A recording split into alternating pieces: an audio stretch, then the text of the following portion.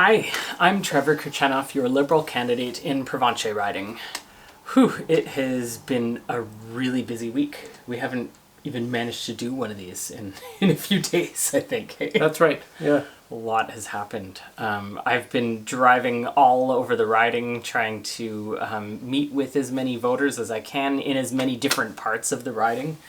The other day I was in Vida, which was really nice. Some residents at the Vida Personal Care Home asked if candidates could come and meet with them, and so I did, which was, it was really great. People asked good questions. One topic that came up was Pharmacare.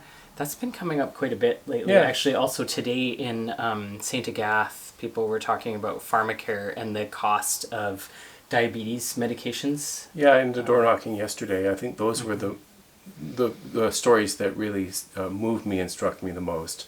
Was that in that generation where people are starting to use more medications and they're having challenges with their income, that the Pharmacare program is something that is going to make a huge, huge impact on their daily lives. And in several cases, I met people who hadn't heard about it yet because it is so new. Right, well, just last week it was signed and it's going to come in.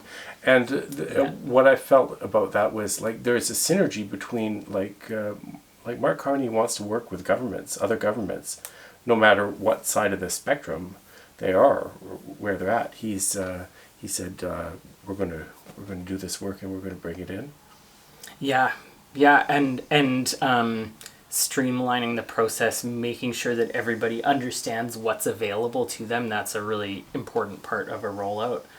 I met somebody the other day, a couple days ago, who still was unaware of the provincial coverage for continuous glucose monitors that we achieved 2 years ago. And her healthcare provider was unaware of that as well. Oh, okay, so lots of awareness to bring about. So in terms of that rollout, do you want to say anything more about what National Pharmacare is going to look like when it rolls out? So National Pharmacare is starting with just diabetes medications and contraceptives. The diabetes medications, I feel like that is really huge. There are a lot of Canadians that need those medications. And one really important difference between the National Pharmacare and the current provincial Pharmacare that we've had is that in the National Pharmacare, you do not have to pay a deductible. Right, and so that woman we were talking to yesterday said she just can't afford even to commute into her work, pay for all the parking, and then she's got her puffer.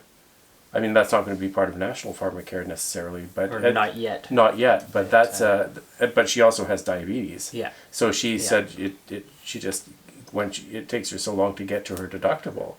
Yeah, and I feel like Manitoba is maybe one of the worst provinces for deductibles from what I've heard and read in the past. We have high deductibles here, even for people who really do not think of themselves as wealthy individuals. Right. People have deductibles that they have to meet in the thousands of dollars. I talked to one person whose deductible was $12,000. Yeah. Which is... That's a lot of money for it. Ridiculous. Yeah. And then maybe they pay that off by the time they're in October, November, depending on what they're... Or never, or they just don't ever meet their deductible. So. Now, I know we're not experts on the Conservative platform, but I know they voted against Pharmacare. They voted against Pharmacare. So, I mean, we can't really do a comparison, but does voting against it mean they would abolish it if they formed the next government? Very recently, Poilievre said that he would keep what people already have. So, but just not, there would be no kind of expansion or... And I don't know if that means, because not all the provinces have signed on. Right, only Manitoba has signed on. So, would he actually keep working to doesn't get all the provinces signed on? And that brings us to another point, is that now the Liberals have a costed platform. And the Conservatives don't. Right. Right. So, you were talking about that platform costs. I didn't read the post that you wrote about it, but you were saying that basically like... Oh, just that, like, with Poilievre's promised tax cut, it seems like it's going to be really hard to pay for that. Like, Right. even if he completely defunds the CBC and halts all foreign aid, and there was another thing in there, I'm blanking on this right now. But anyway, looking at those numbers, the numbers just don't add up. Like The major expenses are not going to... Yeah. Yeah, like where Okay. would he get the money for? And he also wants to increase spending on defense. So, like, how would he do that? But that's also been costed into the Liberal plan. But at least it's been costed out. Yeah, it's been costed out in the Liberal plan, but the Conservatives do not have a costed out plan yet. And tomorrow is the last day of advance polls. Well, I wonder... Election day is next week, so... I wonder, there's been a lot made in this election about like the slogans or the sound bites have been sort of trying to carry the day on the Conservative side, especially. And there's a sense, I think, that maybe the costed platform, which has been kind of a bedrock of elections in Canada for many, many years. You've got your platform and you say what things your promises are and what they're going to cost. It's a 47-page document that Mr. Carney's put on the table here. Right. It's very old school campaigning in a way. Right. Yeah, I mean, there's a few things that the Conservatives are kind of throwing out this time, like also not allowing reporters to travel with the leader. Right. And that takes us into the whole media environment. And I think the thing that really struck me as a real shocking moment on the media landscape was the fact that there was going to be a media scrum after the debate, and then it was just abruptly called off. Oh, after the leaders' debate. After the leaders' debate. Yeah. Yeah, I mean, I don't know how many people keep watching, like you watch that whole debate, and then afterwards, I don't know how many people realize, like, then the leaders were going to take questions from the media. I think people are pretty aware of that because it happened after the French debate. Right, that's true. And then most of the questions, I think the preponderance of the time, came from Rebel media, Rebel and True North, I think. I don't know. They're all Ezra Levant. They're all owned by Ezra Levant. Right. And it seemed like the election commission that organized the debate, they did not realize that those companies are actually registered third parties in this election. Like they are campaigning. They are not even trying to be neutral media. Right. And our Elections Canada is very rigorous. Like, you can't campaign without being registered. Right. And so they've registered, and I don't know how the people, the Debates Commission could not have known, because evidently the ruckus that was going on in the media room, like while the debate was going on, was that there were reporters actually saying, why are you here in the media room? You've got trucks outside that are blaring anti-Carney, pro-conservative messages. They've chosen a side and they are campaigning. They are advertising. They are trying to influence the election. And then there's a kind of a whataboutism where some people are saying, well, the traditional media is very left-wing and they're trying to influence the election as well. It's a sort of a whataboutism argument. But then sometimes those same people, when they're complaining about something to do with Carney, you'll see like they screenshot a CBC article. It's like, we're going to rely on the CBC to make our point here. You realize you're saying you want to defund the CBC, but also you are quoting the CBC as your source for this information? Like, it does not make sense to me. Right. And I watched a bit of the media fuss that was happening in the room, and you could see this reporter from Hill Times saying, how much have you spent? He's saying to Ezra Levant, how much have you spent to influence this election? And Ezra just says, oh, that's a separate company. And the reporter says, that you own. Right. And so how much have you spent? And he says, and he threatened a lawsuit. Just like he threatened the commission with a lawsuit. So it's a very litigious kind of approach that's really trying to push through, like it's election interference, or maybe not interference because he's registered. Yeah, and he was allowed to show up there to ask questions. I guess he shouldn't have been. And then they just had to cancel that media scrum. Yeah, and I was thinking as I watched all that, this seems like the paradox of tolerance. You had a lot of people in that room that were just bystanders to that, or they were doing the media thing. They were like taking photos of the exchange back and forth. They didn't report on it very much. But then there's a sense of like, yeah, in a tolerant society, if we tolerate people who are trying to use those tools against who are like the system, being intolerant, yeah, then we may lose our tolerant society. Right. Yeah, we encountered a really hostile voter today. This is reminding me of an incident that we had today when we were out door knocking in St. Agathe. So many people were so lovely, and there was lots of really great Liberal support. Lots of people who wanted lawn signs. That's a beautiful town. Yeah, it was really nice. But there was this one guy in the part where we were going. It's like two houses together, and then another two houses together, and another two houses together. And this guy on one side of a group of two houses, he was verbally abusive and started swearing at my volunteer. Oh, that's too bad. And I think he was trying also to prevent her from actually knocking on the neighboring door as well. That like he was saying like, get out of here, you shouldn't be here, kind of thing. And I don't know if she actually did even leave literature there. Maybe she did. Maybe she didn't. I should have asked her. But yeah, you just get this feeling that there are a few people out there that that do not want there to be more than one choice on the ballot. That do not want us to have conversations or have a democracy. Like, this guy was very offended that somebody he doesn't agree with would be out campaigning.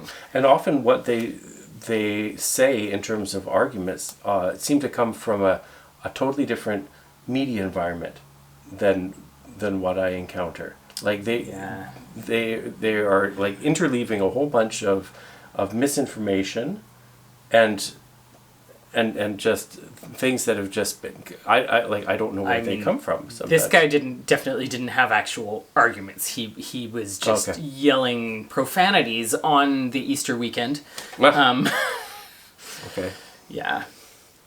All right. So that was like one person that had that. Yeah. I mean, overall, it was so good. And I would say for sure the theme from this whole week that I've been outdoor knocking and visiting care homes and seniors' residences, so many people have been saying, I'm voting Liberal, you have my support, I'm voting Liberal, but, this is a really conservative area. And, I mean, it makes me want to say, like, okay, but do you know that, like, your neighbor said the same thing, and the other neighbor down there said the same thing, and the across the road one also, like, you all feel like, oh, well, I'm Liberal, but... So do you feel like people are a little bit spooked to be tolerant these days? Or that message, like, what's... I think... Not that being Liberal means being tolerant, like, that's... I think here it's maybe that this riding has been conservative for so long, and a lot of people don't get out and vote. Well, because of that, they feel like, oh, well, it's going to be conservative again. So get out and vote. Here's the message, is that get out and vote. If you've made it this far into the podcast, I mean, drop us a note and let us know. But and we've done some pretty interesting data analysis too. Like we have a volunteer who has worked on this a fair bit and has really looked at the numbers, and like there is a path to Provencher going Liberal. There is. It is possible. Well, I've had a couple of talks with people across the country. In fact, one of my friends in Toronto I was speaking with today, is voting NDP for the first time. Oh, A interesting. real liberal. Okay. But it says, no, in my riding, like people are voting Yeah. very strategically. Yeah. And in this riding, for instance, we've got a paper candidate, which is, of course, somebody who's, I mean, I've never heard their name. I tried Googling them and couldn't find anything out. Right. about Yeah, them, they're so- not campaigning. They're Yeah. not responding to interview requests or, Right. or But like if somebody anything. had watched the debate and said, I like what Jagmeet stands for, that wouldn't necessarily be a good choice in this riding to Right. vote Yeah. for the NDP candidate here, Right. just for that reason. Yeah. Yeah, it's helpful to look at what's happening in your riding. Okay, so we did a roundup of the issues that you really got to at the door. Like the Pharmacare was Yeah, pharmacare was a and big thing. healthcare in general. Healthcare, which although it's provincial, people want to see that the infrastructure is built here. Well, yeah, and I've talked with a few people now about that. Right now, we maybe have a bit of an opportunity to recruit some doctors and nurses from the U.S. So that's federal, right? Like that we could streamline their immigration process. I just I saw a friend on Facebook posting because she had studied at Harvard and now Harvard academics are super Yeah. worried, including course. medical experts. A lot of those folks are international students Okay. that are like doing their residency right now, or they were hoping to be chief resident next year, and now they don't know if they can even safely stay in the United States. And they are like the most brilliant young medical minds in the world. So that seems like a huge opportunity Yeah. for Canada right now to try to recruit some of Right. them. Yeah, come from Harvard, and we've got a space for you in Grunthal. Yeah, That's right. like let's build a world class facility here in Provencher. in Landmark. Why Yeah. not? Yeah. Lorette. Yeah, we need doctors here. Yeah, absolutely. And I think one of the projects, I don't know that you want to broadcast this, but I think it's very neat that you had this idea that we could have a national park. Yeah, I think that would be amazing. Part of the Liberal Party's platform is to create some new national parks, and Provencher is actually home to the Tallgrass Prairie Preserve, which is a very special area. It's home to many endangered species of plants. But the times that I have visited there, I was told that they don't have sufficient funding to maintain things properly. There's there's a number of intrusive species that they would like to try to get out. Well, and like the bush that tries to come up, it needs to be mowed, or they need to do a controlled burn at the right time. And one time that I was there, they like couldn't afford. I can't remember if they couldn't afford gas for the lawnmower or couldn't afford to fix the lawnmower, but it was like something minute, and I thought, oh my gosh, that's really sad. Right. That they're having a hard time maintaining that.